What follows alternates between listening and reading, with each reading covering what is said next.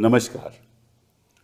इस दिल से के एपिसोड में हम चर्चा करेंगे उस व्यक्ति की जिसका नाम इतिहास में याद आएगा सबको कि 21 जुलाई 2025 में vice president of India Jagdeep Dhankhar साहब ने अपना इस्तीफ़ा दे दिया। और इसलिए दिया कि उन्होंने कहा कि मेरा स्वास्थ्य ठीक नहीं है, इसलिए मैं रिज़ाइन कर रहा हूँ। 21 जुलाई 2025 इस दिन का बहुत ही महत्व है।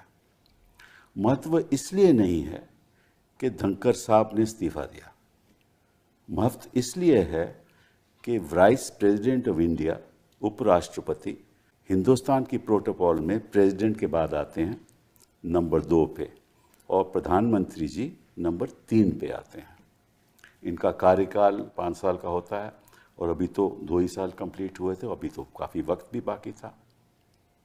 और पहली बार हिंदुस्तान के इतिहास में इस तरह से उपराष्ट्रपति की रेजिग्नेशन हुई। कई इस पे चर्चा चल रही है कि क्या वाकई में स्वास्थ्य की वजह में इन्होंने अपना इस्तीफ़ा दिया या कोई और वजह है। मैं तो खुद व्यक्तिगत रूप पे नहीं जानता, लेकिन कई बातें सुनने में आई हैं और उसके बारे में हम चर्चा करेंगे कि ऐसे इस्तीफ़ा क्यों दिया। कुछ लोग तो कहते हैं कि इस्तीफ़ा इसलिए दिया क्योंकि इन्होंने एक मोशन जस्टिस यशवंत वर्मा के खिलाफ जो थी वो राज्यसभा में एडमिट कर ली और लोकसभा में वो एडमिट नहीं हुई थी, तो एक ही दिन एडमिट होनी थी, तो उन्होंने बिना किसी से बातचीत किए मोशन एडमिट कर ली। कुछ लोग कहते हैं कि ये नाराज़ थे बड़े क्योंकि इनको जो प्रोटोकॉल इनको मिलना चाहिए था उपराष्ट्रपति की वजह से इनको नहीं मिलता था, सरकार नहीं देती थी। जब वाइस प्रेसिडेंट जेडी वैंस यहाँ आए उस समय ये उनको मिलना चाहते थे, तो सरकार ने कहा कि हम मुलाकात नहीं कराएंगे। कई और ऐसे वाक्य सुनने में आते हैं और अपने आप को ये किसान पुत्र कहते हैं। तो मतलब ये है कि धनखड़ साहब 21 जुलाई को 1:30 बजे इन्होंने बिजनेस एडवाइजरी कमेटी की मीटिंग की और सब लोग वहाँ आए, विपक्ष के रिप्रेजेंटेटिव भी आए और सत्ता पक्ष के भी आए। उसके बाद 4:30 बजे मीटिंग हुई। उसमें सुना है तो ना तो मेघवाल जी आए जो लॉ मिनिस्टर हैं और ना पार्लियामेंट्री अफेयर्स मिनिस्टर रिजिजू जी पहुँचे वहाँ। तो इस बीच कुछ ना कुछ तो हुआ होगा, हमें नहीं मालूम। उसके बाद लगभग 7 बजे के बाद इन्होंने इस्तीफ़ा दे दिया। अगर वाकई में इस्तीफ़ा इसलिए दिया कि उनका स्वास्थ्य ठीक नहीं था, तो निश्चित रूप से एक फेयरवेल होना चाहिए था। दूसरी बात, प्रधानमंत्री जी को अगर इनकी तबीयत ठीक नहीं थी कि इनके पास जाना चाहिए था कि भाई क्यों आपकी तबीयत ठीक नहीं है और ऐसा आप क्यों कर रहे हो। प्रधानमंत्री जी ने 22 जुलाई को ट्वीट किया और एक मतलब के बेरंग सा ट्वीट था। तो इसका मतलब शायद ये वाकई में स्वास्थ्य की वजह से नहीं इस्तीफ़ा दिया गया, लेकिन मुझको व्यक्तिगत रूप में नहीं मालूम, ये तो अफवाहें हैं। जो बात मुझे चुभती है वो ये है कि अगर स्वास्थ्य की वजह से इस्तीफ़ा नहीं दिया गया, इसका मतलब धनखड़ जी को कहा गया कि आप रेजिग्नेशन दीजिए। तो ये एक सबसे बड़ा लोकतंत्र देश है, वहाँ कोई भी सरकार उपराष्ट्रपति को कहे कि आप इस्तीफ़ा दो, एक मायना रखता है।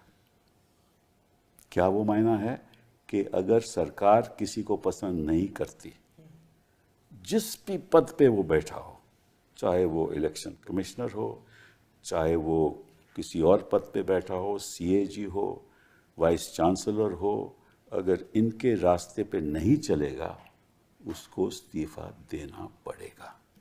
खतरा इस बात का है, इस बात का नहीं है कि धनखड़ जी ने इस्तीफ़ा दिया, कि किस तरह से सरकार मनमानी करती है और इसीलिए लोकतंत्र को बहुत ही खतरा है।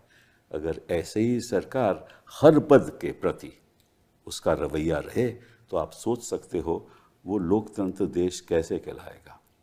इस बात पे हम चर्चा करेंगे और 3 ऐसे लोगों से चर्चा करेंगे जो जानते हैं वास्तविकता इस देश के लोकतंत्र की ज़मीन से जुड़े हुए लोग हैं और मैं उनका आज स्वागत करना चाहता हूँ। रेणुका जी, आप 6 बार तो आप मेंबर ऑफ पार्लियामेंट रह चुकी हैं, ठीक है ना। 4 बार तो आप राज्यसभा से, 2 बार लोकसभा से आप रह गई। तो मतलब कि और जब आप बोलती हैं तो विपक्ष के सत्ता पक्ष के लोग भी थोड़ा ध्यान से सुनते हैं, डरते भी हैं थोड़ा आपसे। दूसरी बात है, आप ज़मीन से जुड़ी हुई हैं, 2 बार आपने लोकसभा की इलेक्शन लड़ी हुई है और आप मंत्री भी रह चुकी हैं health and family welfare Deve Gowda की कार्यकाल में, और कांग्रेस के कार्यकाल में आप इंडिपेंडेंट चार्ज भी थे आपका, फैमिली और विमेन एंड चाइल्ड, और आप टूरिज्म की भी स्टेट मिनिस्टर रहीं। तो आपका मतलब कि एडमिनिस्ट्रेशन भी बड़ा अनुभव है और राजनीति में भी बड़ा अनुभव है। तो इसके बारे में आपसे चर्चा करेंगे। Sanjay ji, thank you. आप थे मतलब कि मैं तो आपको कई बार बोल चुका हूँ कि जब आप बोलते हैं सदन भी सुनता है, सदन के बाहर भी जनता भी सुनती है, क्योंकि ऐसा मतलब ज़ोरदार भाषण देते हैं। और इसलिए देते हैं, मैं समझता हूँ कि आपकी बैकग्राउंड ये है कि आप हमेशा हर चीज़ में प्रोटेस्ट ज़रूर करते हैं। कई साल आप प्रोटेस्ट करते रहे, 16 साल आपने हॉकर्स के लिए लड़ाई करी और गरीब के लिए आप हमेशा उनके लिए खड़े रहते हैं।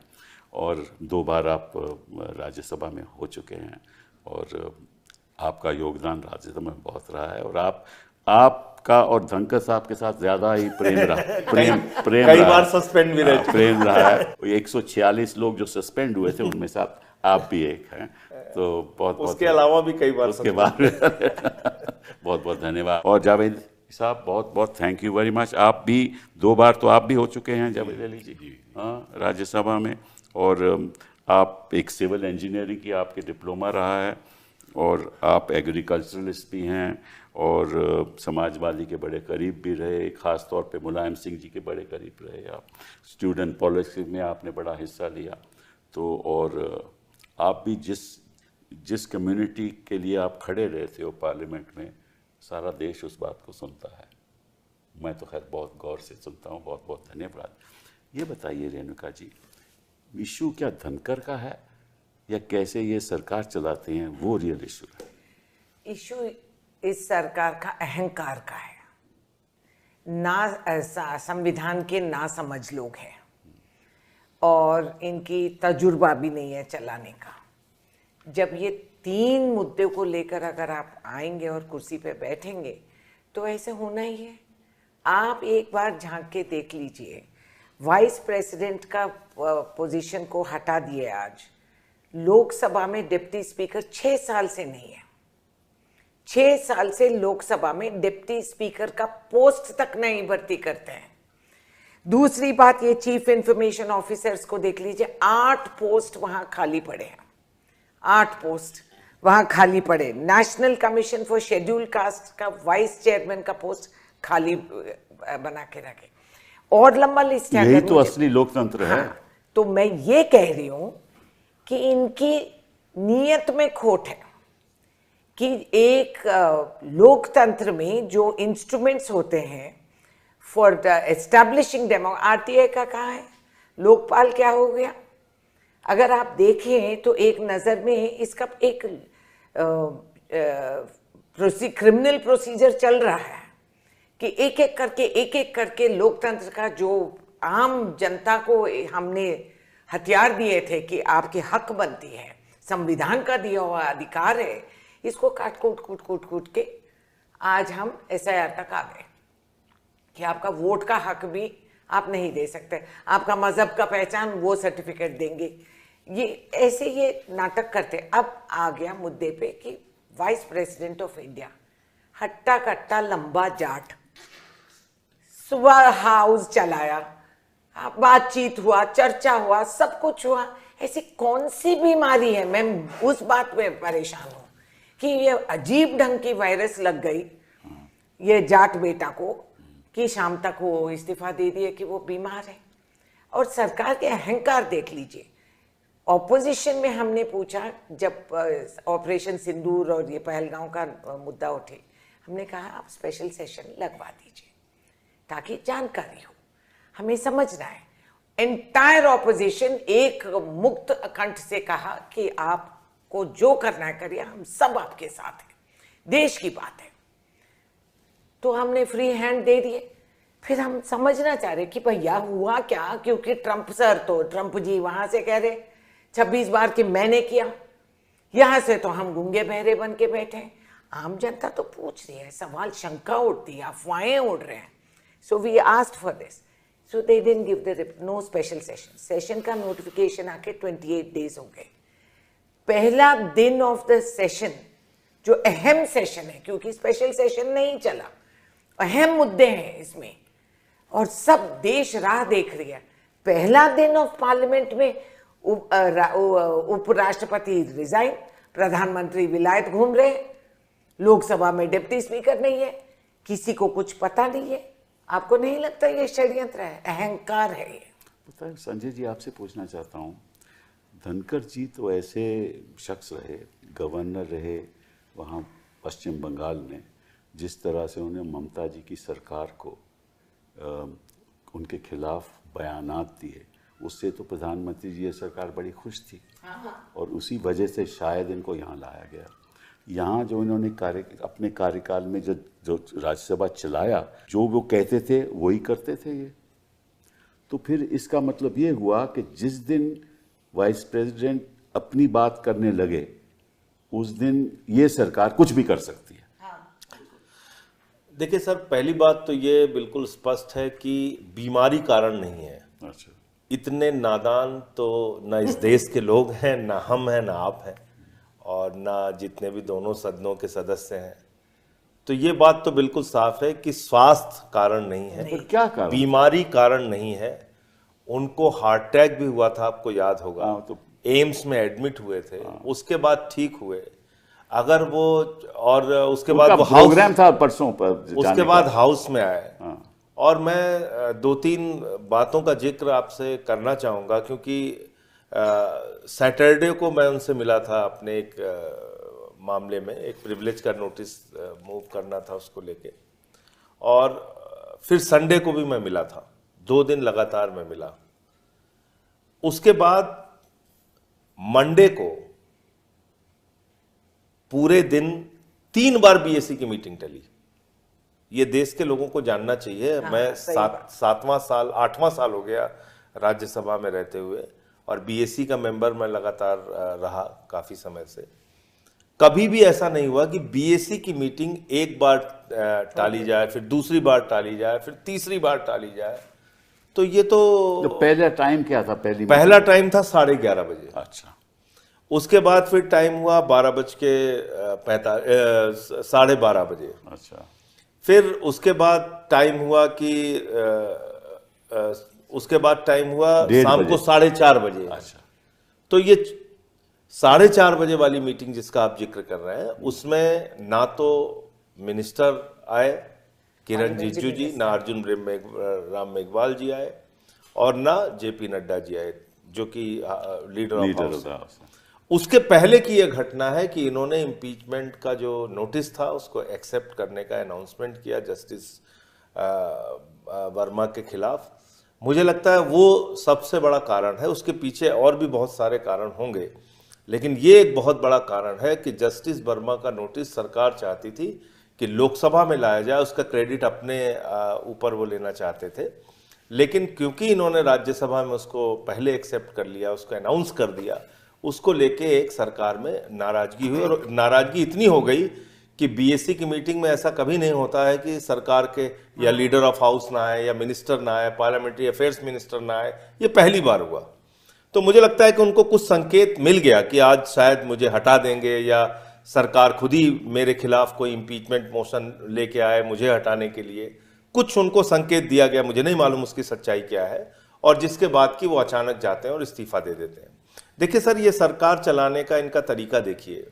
एक संजय मिश्रा है जो ईडी का डायरेक्टर है, जिसको बचाने के लिए बार बार एक्सटेंशन देने के लिए ये सुप्रीम कोर्ट तक जाते हैं। सुप्रीम कोर्ट तक कहता है कि भाई ये अनावश्यक है कि आपको कोई ऐसा अच्छा अधिकारी नहीं मिल रहा है कि आप जिसको ईडी का डायरेक्टर बना लें, लेकिन उस संजय मिश्रा को एक्सटेंशन पे एक्सटेंशन, एक्सटेंशन पे एक्सटेंशन, एक्सटेंशन ये देते जाते हैं। दूसरा उदाहरण है आलोक वर्मा का, जो सीबीआई का डायरेक्टर रहता है। जब राफेल को लेकर शिकायत वहां पे दी जाती है और ऐसा लगता है कि शायद उस पर वो कोई जांच करने वाले थे या जो कुछ भी करने वाले थे उस समय, ऐसी खबरें आई। एक सीबीआई के डायरेक्टर का ऑफिस सील कर दिया गया और उनको आनन फानन में हटा दिया गया। अब मुझे ये घटना कुछ इस तरह की लगती है कि शायद टकराव इतना बढ़ गया था कि इनको साफ संकेत दिया गया कि आप हट जाइए, नहीं तो हम आपको हटा देंगे। तो अपनी इज्जत बचाने के लिए क्या करेगा आदमी, जाके उन्होंने इस्तीफा दे दिया। लेकिन बीमारी कारण नहीं है, ये 100% मैं कह सकता हूं अपनी समझ से।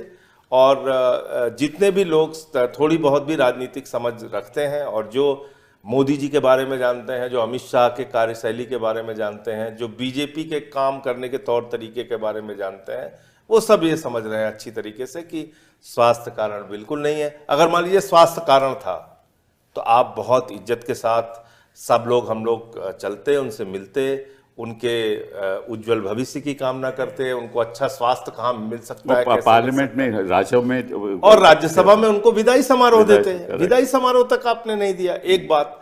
दूसरी बात क्या है कि एक वाइस प्रेसिडेंट के तौर पे जब सेशन चलता है तभी उनका काम होता है, उसके अलावा तो कभी उनका कार्यक्रम कहीं लगा, गए नहीं गए।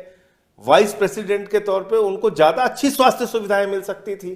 तो ये कहना कि भाई स्वास्थ्य के कारण से उन्होंने इस्तीफा दे दिया, ये बिल्कुल गलत है। ये इस्तीफा सरकार के द्वारा दिलवाया गया है और प्रधानमंत्री जी को देश के सामने आके स्थिति स्पष्ट करनी चाहिए कि इतने बड़े संवैधानिक पद पे बैठे हुए व्यक्ति को अगर आप इस तरीके से फोर्स करेंगे, दबाव डालेंगे कि आप इस्तीफा दो और अपना पद छोड़ो, पहली बार हुआ तो ये लोकतंत्र के लिए अच्छा नहीं है। आजादी के बाद 78-79 वर्षों में आज तक कभी ऐसा नहीं हुआ कि किसी उपराष्ट्रपति को अपने बीच के कार्यकाल में ऐसे इस्तीफा देना पड़ा हो, एक घटना को छोड़ के जिसमें उनको राष्ट्रपति का चुनाव लड़ना था। तो बाकी तो आज तक कभी ऐसा नहीं हुआ। तो ये तो फोर्स करके इस्तीफा दिलाया गया है, ये मेरा साफ तौर जावेद पर। भाई, आपसे मैं इनकी जो बात है उससे एक सवाल उठता है कि जो उपराष्ट्रपति होता है वो चेयरमैन होता है एक्स ऑफिशियो राज्यसभा का, उसको हक है हाउस कैसे चलाना है, कौन सा मोशन एडमिट करना है, कौन सा एडमिट नहीं करना, तो उसको अपना वो संवैधानिक हक है, हाँ, क्योंकि उस पद पे बैठे हुए हैं। और अगर उन्होंने कोई ऐसा निर्णय लिया तो उस संविधान के अंतर्गत उनका हक है वो निर्णय लेने का। तो इसका मतलब ये हुआ कि अगर वो संविधान का हक, अपना जो हक है निभाएं, और सरकार को, प्रधानमंत्री जी को या सरकार को अच्छा नहीं लगे, तो इसका मतलब ये हुआ कि ये बताएंगे कि वाइस प्रेसिडेंट क्या करेगा, ये बताएंगे इलेक्शन कमीशन क्या करेगा, इलेक्शन कमीशन बिहार में क्या करेगा, ये बताएंगे कि कौन किसकी नियुक्ति होगी, ये बताएंगे कि कौन से जज हम तय करेंगे जिसके पास मुकदमा जाएगा। ये सब मुकदमा नहीं, ये जो मोशन का जो जज हैं वो भी तय करेंगे। ये किस किस्म का लोकतंत्र है? देखिए साहब, ये जो पूरा प्रकरण हुआ है, मुझे ये लगता है कि ये एक तरीके से चैंपियनशिप का एक कंपटीशन हो गया। सरकार अपनी चैंपियनशिप इस्टेब्लिश करना चाहती थी करप्शन इन जुडिशरी, इस विषय पर लोकसभा में मोशन ला करके। और हमारे जो धनखड़ साहब हैं, जिस दिन ये राज्यसभा के चेयरमैन बनकर सीट पर बैठे थे, उसी दिन इन्होंने यलगार बोल दी थी जुडिशरी के खिलाफ, आपको याद होगा। जी हाँ, जी हाँ, बिल्कुल, पहले भाषण। और उसके बाद इन्होंने कोई मौका छोड़ा नहीं, हाउस के अंदर या हाउस के बाहर छोड़ा नहीं जहां जुडिशरी को थोड़ा बहुत भी माफ किया हो। तो धनखड़ साहब ये चाहते थे कि ये एक मौका है जुडिशरी से, जो उन्होंने एक बड़ा कायदे के साथ एक टकराव वाली स्थिति बना ली थी, उसमें चैंपियन वो कहलाए। मोदी जी चाहते थे एक बड़े ब्रॉड स्पेक्ट्रम में कि करप्शन इन जुडिशरी के मसले पर उनका लंबा चौड़ा भाषण हो और कांग्रेस को और विपक्षी दलों को वो उसमें लपेटें। लोकसभा के भाषण पे ज़्यादा लोगों की दिलचस्पी रहती है, तो वो भाषण लोकसभा में हो, इसलिए मोशन, मतलब जो वो इशू है वो भी लोकसभा में आए, भले ही वो भाषण 3 महीने बाद होगा या 4 महीने बाद होगा, जब भी होगा, वो वहाँ चाहते थे। तो ये करप्शन जुडिशरी के खिलाफ एक चैंपियन कौन है हमारे यहाँ, मोदी जी हैं या धनखड़ जी हैं, ये उस चैंपियनशिप को इस्टेब्लिश करने का ये झगड़ा जो है वो चला और ये स्थिति हो गई। जो बात संजय भाई ने कही बीमारी की बात, आज की तारीख तक, अभी आपके यहाँ पहुंचने से पहले तक 20 करोड़ की पार्टी में से एक भी आदमी उनका हाल पूछने नहीं गया है। सही बात। और 20 करोड़ की पार्टी में कितने मंत्री, कितने मुख्यमंत्री हैं, इनमें सिर्फ प्रधानमंत्री जी ने, जो आपने कहा बड़ा बदरंग सा एक ट्वीट किया है, किसी मिनिस्टर ने, पार्टी के अध्यक्ष ने, किसी दूसरे मुख्यमंत्री ने, किसी मिनिस्टर ने उनके लिए स्वास्थ्य की शुभकामना तक नहीं दी है। तो ये बात स्पष्ट है कि ये मामला जो है स्वास्थ्य का तो नहीं है। हम जानते हैं कि वाइस प्रेसिडेंट को संविधान के अंदर पद पर रहते हुए कई किस्म की इम्यूनिटी होती है, लेकिन मुझे लगता है कि भविष्य में उसमें एक धमकी की भी इम्यूनिटी होनी चाहिए, ये जोड़ना पड़ेगा। कानून बनाए कि कहीं से कोई थ्रेट अगर आए तो उससे भी वो निपट सके, प्रभाव उस पर नहीं पड़ेगा उसका। तो बीजेपी का ये अंदाज है सरकार को चलाने का, वो किसी भी फासिस्ट के या किसी भी तानाशाह के जो अंदाज हो सकते हैं वो सब एक एक करके एक्सरसाइज कर रही है। प्रोटोकॉल में उपराष्ट्रपति जी ऊपर होते हैं और सरकार के बाकी सब पदाधिकारी और सारे ऑफिशियल सरकार के नीचे होते हैं। तो उनसे तो इस्तीफा मतलब लिखत वैसे तो मांगा ही नहीं जा सकता, लेकिन जैसी चर्चाएं हैं, पार्लियामेंट में बहुत चर्चाएं होती हैं और बहुत सारे लोग जो हैं अपने अपने सूत्रों से खबर लेकर के आते हैं। कुछ लोग पुख्ता तरीके से ये बताते हैं और मैं ये कहना चाहूँगा कि एक बीजेपी के बड़े जिम्मेदार व्यक्ति से बात हो रही थी, मैं भी वहाँ खड़ा हुआ था। अच्छा। हाँ, तो उन्होंने कहा कि हमने दस्तखत करवा लिए थे। अच्छा। और उन्हें ये बताया गया कि अगर उस पर 63 दस्तखत हैं इम्पीचमेंट वाले उस पर, तो उससे कहीं ज्यादा आपके खिलाफ भी हमारे पास दस्तखत हैं, धमकी। और मुझे कहीं से ये भी थोड़ी सी जानकारी मिली है कि जब उन्हें ये बात कही गई तो पहली बार में तो वो ठीक से समझ ही नहीं पाए कि इसका मतलब क्या है।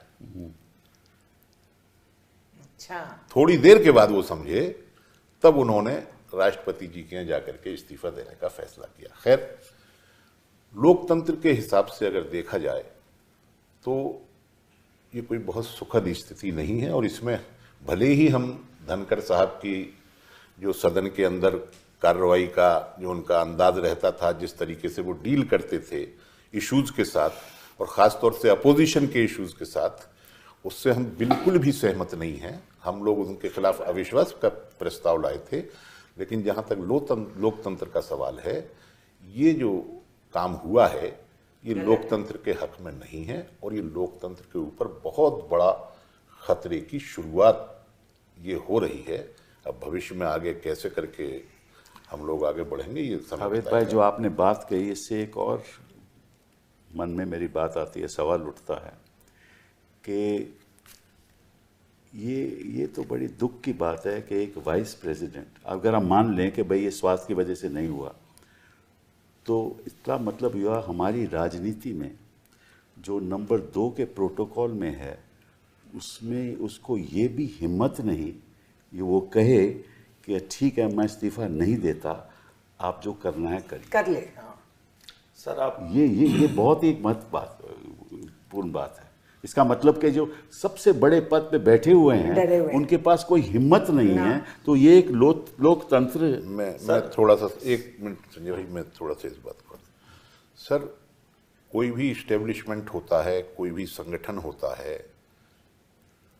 उसके अंदर एक बाइंडिंग फोर्स होती है। वो क्या है?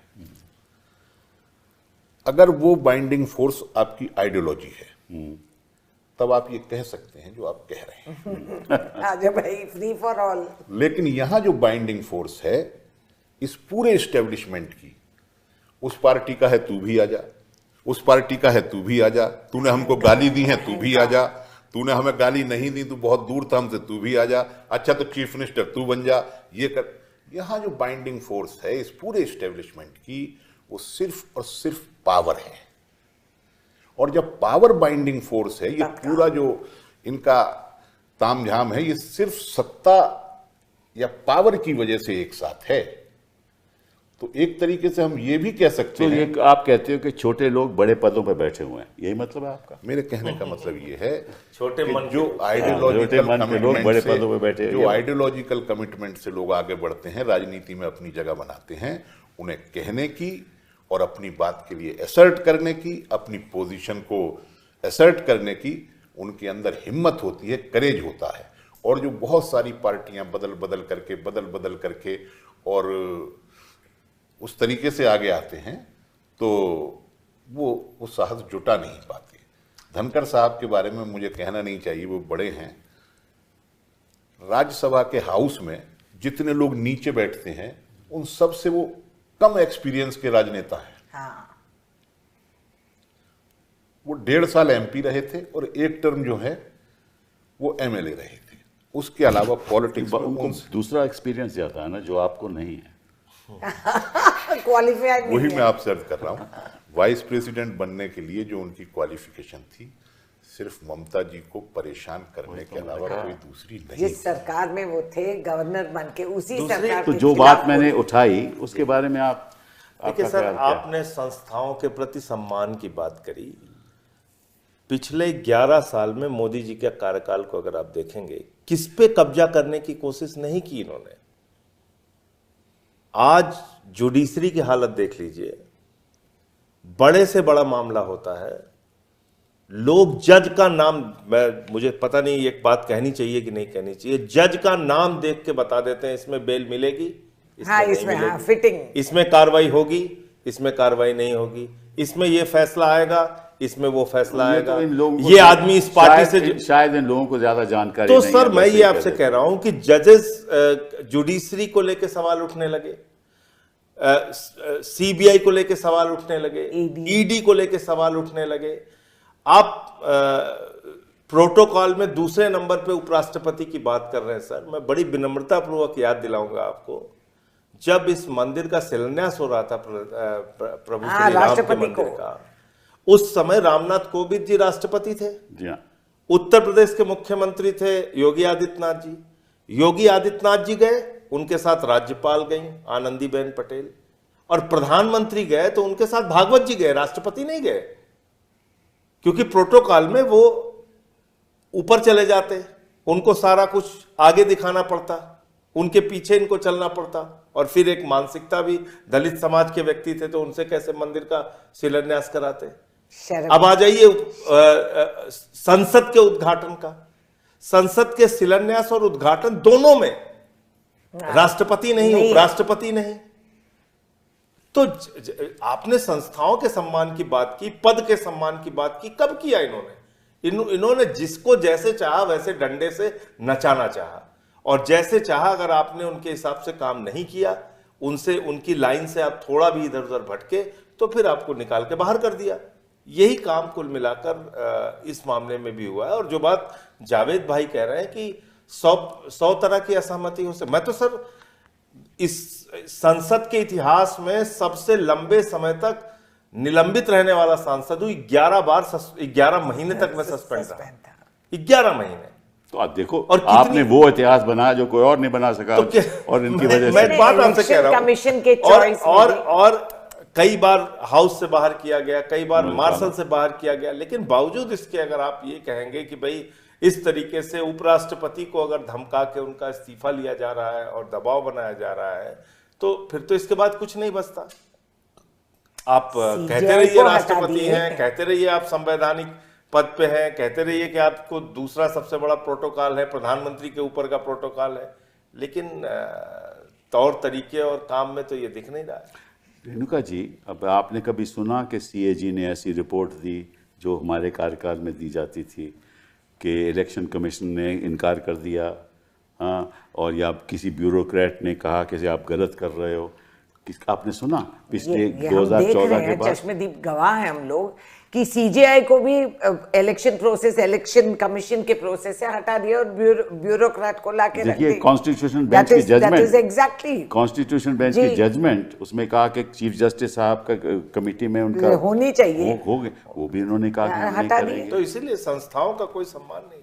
तो यही तो बात, इसका मतलब ये हुआ कि ये देश मनमानी से चल रहा हाँ है बिल्कुल, और जो अहंकार बुनियादी तौर पे लोकतंत्र खत्म हो चुका है, खत्म हो चुका, अभी खतरे में है। जावेद भाई ने एक बात कही थी, आपसे शुरुआत करता हूं कि प्रधानमंत्री चाहते हैं कि जो करप्शन की लड़ाई है मैं लड़ना चाहता हूं, देश को बताऊंगा कि जुडिशरी में जो करप्शन हो रहा है, ठीक है ना, चलिए बात मान ली हमने, लेकिन इसमें तो करप्शन का तो कोई आरोप ही नहीं है, आपको मालूम है? अच्छा नो प्रॉब्लम, 2 दिन में शुरू हो जाएगी। नहीं, मैं आपसे पूछना चाहता हूं, इसमें तो करप्शन का कोई आरोप तो ही मामला नहीं है। था ही नहीं, इसमें था ही तो नहीं। करप्शन की कौन सी बात हुई है बताइए? नहीं, अब आने वाली है, नेक्स्ट चैप्टर वही है, अच्छा, जो अब देश में- बनावटी करप्शन का अब नो, उसके इल्जाम मैं और लगा पूछ रहा देंगे। हूँ रेणुका जी, जो देश में जो करप्शन हो रही है, जो सभी जानते हैं, उसके खिलाफ ये लड़ाई नहीं लड़ेंगे। क्यों लड़ेंगे? सारे लोग जो करप्शन में हैं, पार्टी में हैं। जुडिशरी के करप्शन में किसी जज के खिलाफ लड़ेंगे जिसमें ऊपर करप्शन का कोई आरोप ही नहीं है।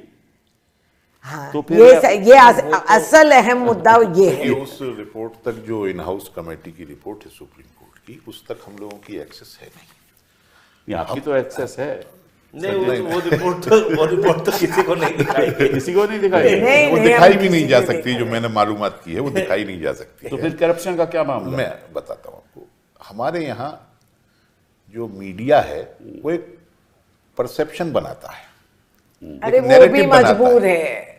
जो भी है हाँ, वो खुशी से वो मजबूर कौन से फ्री बोल रहे हैं? वो एक free नैरेटिव speech। बनाता है, और उसने ऐसा नैरेटिव बनाया है कि भले ही वो घर की बाउंड्री से बाहर पैसे मिले हों, भले ही वो घर पर ना रहे हों, किसी के हों या ना हों, लेकिन एक ऐसा नरेशन बनाया है जैसे कि वो सारे के सारे पैसे उन्हीं जज साहब के थे जिनके घर के बाहर स्टोर ये तो किसी ने नहीं कहा, वो तो रिपोर्ट में नहीं लिखा। नहीं, ऐसा एक नरेशन बनाया है, तो नैरेटिव बनाया है। प्रधानमंत्री हैं, उनके पास तो Narrative वकील बनाया हैं, उनके अटॉर्नी जनरल हैं, सोलिसिटर नहीं, जनरल हैं। ये तो रहा इनका इंडिविजुअल मामला, लेकिन करप्शन इन जुडिशरी ये भले ही कहीं लिखत पढ़त में हुआ या ना हुआ हो, आप मेरी बात से एकदम सहमत नहीं होंगे, लेकिन वो है सर। नहीं, कौन नहीं, मैं सहमत नहीं, हूं। वो अलग बात है। मैं कौन वो सा है, है। तो अब वो चूंकि ऑलरेडी प्रिवेल करता है जुडिशरी के अंदर, एक मौका मिल गया, नैरेटिव भी बन चुका है मीडिया के द्वारा देश के अंदर,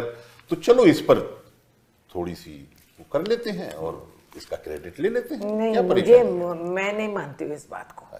ये दिखावा के लिए कर रहे हैं, जो भी कर रहे हैं, इसके पीछे कुछ और षड्यंत्र है जो चंद दिनों में बाहर निकलेगी। मैं हमेशा कहती हूँ, राजनीति में रहस्य रहते नहीं। बात most transparent system is politics, इसमें बात निकलेगा, और इसको बलि का बकरा बना दिए जस्टिस साहब को, एंड इसको दिखा के लोगों को डरा डरा के क्या वाइस प्रेसिडेंट को भी हटा दिए हैं। And I don't believe that this has नहीं, हैपेंड। बट कई जजों के खिलाफ आरोप हैं। है, मैं मना नहीं कर रही। ये जानकारी सरकार को है। ये जानकारी चीफ जस्टिस ऑफ इंडिया को है। उनको मालूम है कि कौन जज के खिलाफ क्या क्या आरोप हैं। उसके बारे में तो कोई कुछ कहता नहीं है। हम भी मानते हैं कि जुडिशरी में करप्शन है और उस पर कार्रवाई और एक रास्ता बनाना चाहिए कि किसी से तो दूर किया जाए, लेकिन उससे कहीं ज्यादा सरकार में करप्शन है। इसमें तो करप्शन की लड़ाई ये कैसे लड़ सकते हैं जब खुद ही सरकार के अंतर्गत इतने ज्यादा करप्शन के मामले हैं? सर, करप्शन से इनका क्या लेना देना है? हाँ, करप्शन में आप पूरब से लेके पश्चिम तक, उत्तर से लेके दक्षिण तक आप उठा के देख लीजिए। 70,000 करोड़ के घोटाले का आरोप इन्होंने, सिंचाई घोटाले का आरोप अजीत पवार जी पे लगाया भोपाल में, तीसरे दिन अपनी पार्टी में ले लिया। हसन मुशर्रफ पे आरोप ऐसे लगाया, तो पूरा अपनी लाइन पार्टी में ले लिस्ट। लिया। छगन भुजबल पे ईडी सीबीआई लगाया, अपनी पार्टी में ले लिया। नारायण राणे पे आरोप लगाया, अपनी पार्टी में। येदुरप्पा इनकी पार्टी में, रेड्डी ब्रदर्स सरकारें इनकी पार्टी गिराई, में। आंध्र सरकारें प्रदेश गिराई, सर, संजय जी। वाटर घोटाले की बुकलेट जारी की थी इन्होंने हेमंत विश्व शर्मा के खिलाफ। बिल्कुल, बिल्कुल। वो इनकी पार्टी का मुख्यमंत्री। मुकुल राय, शुभेंदु अधिकारी, सब पे नारदा शारदा स्कैम इन लोगों ने लगाया। अरे आप तो भूल जा रहे हैं। भाजपा के कार्यकर्ताओं की भी बड़ी अजीब हालत होती है, वो बेचारे सड़क पे प्रदर्शन कर रहे होते हैं, तब तक पता चला मोदी जी ने माला पहना दिया। तो अब वो नारे लगाए कि जिंदाबाद लगाए, उनको समझ में नहीं आता। तो ऐसी हालत कर दी है। इसका तो मतलब करप्शन से फिलहाल ये जो बात कही जा रही है, नहीं, वही जावेद भाई qualification ने है। एक बात कही जो उसको बारीकी से पकड़ने की जरूरत है कि ये दिखाना है कि हम करप्शन के हाँ, खिलाफ ये मैं हाँ, कह वो रही है। हूँ। ये असलियत मैं नहीं कह है। रही खिलाफ नहीं है, ये सिर्फ दिखावा है। दिखाना है कि हम करप्शन के खिलाफ हैं। करेक्ट। बस और इतना ही मतलब। उसी जज के जिसके ऊपर ये आरोप नहीं है। हाँ, तो हाँ, बाकी हाँ। ये इनका एक भी आरोप नहीं है इनके सारे करीबी लोग देश के बैंकों का हजारों करोड़ रुपए लूट के सर विदेशों में बैठे हुए हैं, चिढ़ा रहे हैं आपको, आप उनको वापस नहीं ला पाते, और आप कह रहे हैं हम करप्शन के खिलाफ लड़ रहे हैं। हजारों हजार करोड़ रुपए बैंकों का जिन्होंने खाली कर दिया, इनके खुद के सबसे करीबी मित्र, कितनी कंपनियां, कितने एयरपोर्ट, कितने पोर्ट, सब उनको सबको दिया जा रहा है। अरे पोर्ट में क्या क्या पकड़ा गए वो भी सब जानते हैं। हजारों करोड़ का ड्रग्स पकड़ा गया। तो मैं ये कह रहा हूं कि करप्शन के खिलाफ इनकी कौन सी लड़ाई है? मतलब अगर आप देखेंगे 11 साल के इनके इतिहास को, तो मेरे ख्याल से आजादी के बाद की सबसे भ्रष्ट सरकार है ये। यही इसमें कहीं कोई संदेह नहीं सर, किसी के दिमाग में होना नहीं चाहिए। सबसे भ्रष्ट सरकार है, और भ्रष्टाचारियों को ये गले लगाते हैं। भ्रष्टाचारियों के खिलाफ लड़ना तो वही क्वालिफिकेशन। वो दिखावटी वाली बात जो वो कह रहे हैं, मैं उससे सहमत हूं। दिखावेपन के लिए मोदी जी को कुछ भी करना पड़े, वो मतलब सब कुछ बनने के लिए तैयार है। वो जापान में जाएंगे तो जैपनीज बन जाएंगे, वो जर्मनी में जाएंगे तो जर्मन वाला बन जाएंगे, यूएस में जाएंगे तो तमिलनाडु में अमेरिकन लुंगी बन में जाएंगे, घूमेंगे। तमिलनाडु में जाएंगे तो तमिल बन जाएंगे। वो सब वो कर सकते हैं। दिखावे वाला मणिपुर में तो खैर नहीं गए सर, कभी नहीं है, शर्माते हैं। तो इसलिए बाकी जगहों पे जहां जाएंगे वहां का उनका बलिया से भी रिश्ता है, और दिल्ली से भी रिश्ता है, और गुजरात से भी, पूरे दुनिया से उनका रिश्ता है सर। तो वो दिखावे के लिए तो कुछ भी छोटे कर सकते देश का मेडल लाके बड़ा शान से घूमते हैं। देखिए कमजोरी वहां हम गलत फहमी पे हैं कि सोचे प्रधान अपने लोगों को लेके जाते हैं जहाज से, उन्हीं से नारे लगवाते हैं, उसमें एक आध दो महिला रो देती हैं, उसको हमारे मीडिया वाले, गोदी मीडिया वाले चलाते रहते हैं दिन रात कि देखो ये महिला रोने लगी प्रधानमंत्री के लिए। अच्छा, वो एक महिला हर जगह रोती है। नौटंकी का एक ही महिला कई जगह ना, एक नहीं, एक ना एक महिला जरूर रोती है। हाँ, कई उसमें इंडियन पासपोर्ट उसके हाथ में। हाँ, हमेशा। और वो लंदन पहुंच गई है। नहीं, इक्वल राइट्स तो कहते हैं ना, महिला बिल आरक्षण बिल लाने वाले थे, तो बस ये दिखावा ये भी हो गया है, गाजर हमें दिखाया। इसके पीछे फिर मकसद कुछ और हो सकता है। मैं आपसे मैंने वही कहा, क्या मैंने पहले वही कहा। मैं कोशिश करूं बताने की जी, कि सब संस्थाओं ने तो इन्होंने काबू कर लिया। खत्म। इलेक्शन कमीशन हो, गवर्नर हो, वाइस चांसलर्स हो, आईआईटी डायरेक्टर्स हो, सीएजी हो, आरबीआई गवर्नर ईडी हो, सीबीआई हो, सब पे कब्जा है। लेकिन एक ही संस्था पे कब्जा नहीं है आज भी। करप्शन है जुडिशरी में, लेकिन कब्जा नहीं है। हाँ, कब्जा तो नहीं। असली मकसद ये है कि इस मोशन से वो चाहते हैं कि कानून बदल दें, और लगाम पे ना दें। और ये नियुक्ति हमारे हाथ में आए, और इस इंस्टीट्यूशन को भी पूरी तरह से कब्जा। कमिटेड जुडिशरी का जो कॉन्सेप्ट है, ये मैं आपके सामने एक विचार एक रखना बचा है चाहता तो हूँ। नहीं, ये सच है, अहंकार इनका। और तो आप समझते हो कि यही हो सकता है? हाँ, हो सकता है। करप्शन एक दिखावा है, और असली मंशा है वो कैप्चर करना। ये डरे हुए रहने दो, और जो जजमेंट कब्जे का तो इनका हर संस्था ये तो सर मतलब जो कानून लेके आ रहे थे तो लड़ भिड़ के किसी तरीके से रुके हैं, वरना तो इनका तो लोगों के घरों में इनका बस चले तो सीसीटीवी लगा दें। अब देखिए ना, इन्होंने जिस तरह से बिहार में ये एसआईआर लगाया है, उससे साफ जाहिर है कि ये सारे इलेक्ट्रल सिस्टम पे कब्जा करना चाहते हैं। अरे बिहार कहाँ, सर, आज तो अनाउंस करें कि आप बताइए। नहीं, आपने कहा, उन्होंने कहा कर्नाटका में, देश भर में लागू, देश भर में Maharashtra, they are doing it. Sir 52 lakh vote cut चुके हैं। बिहार के चुनाव का कोई मतलब नहीं बचता। 52 लाख वोट, 2 लाख 2.5 लाख वोट से तो 10-10, 20-20 सीट का फर्क आ जाता है सर। आपने 52 लाख वोट काट दिया, तो अब बिहार के चुनाव का कोई मतलब नहीं है। चुनाव आयोग ने जीत का प्रमाण पत्र नरेंद्र मोदी जी को चुनाव से पहले दे दिया है वहां पे। अब ये एसआईआर अगर लागू हो गया, आप बताइए गरीब मजदूर, आप चुनाव की लड़ते सर दिल्ली में आगे वेस्ट मैंने जो बिहार के मजदूर या जो गरीब आदमी, ऑटो वाला, रिक्शे वाला जो यहाँ दिल्ली में रहता है, वो कहां से जाएगा जन्म प्रमाण पत्र देने? अपना जन्म प्रमाण पत्र, अपने माँ बाप का जन्म, जानकारी भी तो होना चाहिए। अच्छा, इनको कागज की बड़ी शौक लगी रहती है, और 11 साल हो गए अपनी डिग्री नहीं दिखा पा रहे हैं। हाँ। और अब पूरे देश से कागज। आप तो उस चर्चा पर चले गए जो हम चर्चा नहीं करना चाहते। मैं ये कह रहा हूं कि ये एसआईआर जो है, ये जबरदस्ती एक लोगों के ऊपर थोपा जा रहा है। ये भी एक पूरे चुनावी सिस्टम पे कब्जा करने की तैयारी है। जैसे आप कह रहे हैं जुडिशरी पे, ये एक चुनावी तंत्र पे पूरी तरीके से इनका कब्जा हो गया। मीडिया पे कब्जा हो गया, चुनावी सिस्टम पे कब्जा हो गया, फिर जुडिशरी पे कब्जा हो गया, बाकी संस्थाओं पे कब्जा हो गया, फिर रहा क्या? बनाना रिपब्लिक। वो तो आप वो स्थिति जो है वो फासिज्म और नहीं, फिर आप चुनाव क्यों लड़ते हो?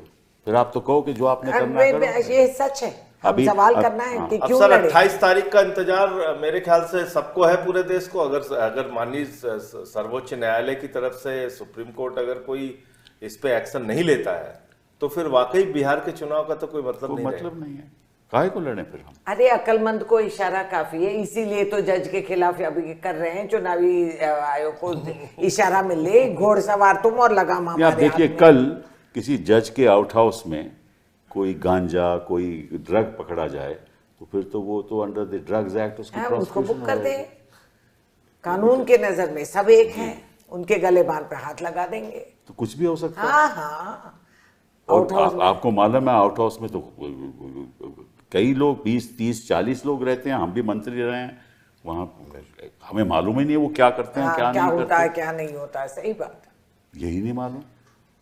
तो मतलब ये हुआ कि एक ऐसा मामला ये ला रहे हैं, मकसद ये है कि वहाँ भी पूरी कब्जा किया जाए। और जिस तरह से आज के दिन लोअर जुडिशरी में कोई किसी को बेल नहीं देता, हाँ।